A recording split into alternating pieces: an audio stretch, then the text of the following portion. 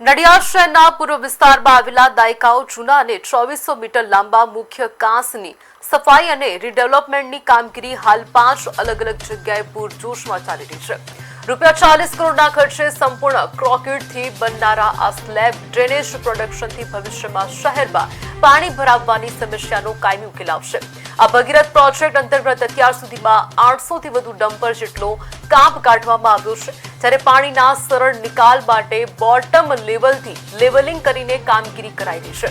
ધારાસભ્ય પંકજ દેસાઈ અને કોર્પોરેશનના કમિશનર સહિતની ટીમ સતત ગ્રાઉન્ડ ઝીરો પર રહીને નિરીક્ષણ કરી રહી છે। ધારાસભ્ય નગરજનોને આ લાંબા ગાળાના હિતના કામમાં તંત્રને પૂરતો સહકાર આપવા અપીલ કરી છે।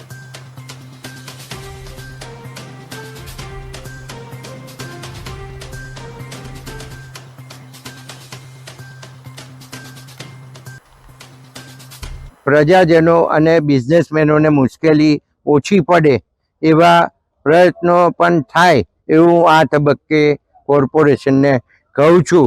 પણ આપણી બધી જ તૈયારી સાથે આ કામ થાય અને કંઈક અડચણ આવે અને સરકારમાં કોઈ રજૂઆત કરવાની થાય અને વધુ ફંડની જરૂર પડે તો પણ આપણે કરીશું અને કરાવડાવીશું। આ કામ પૂરું કરવું એ ખૂબ અગત્યનું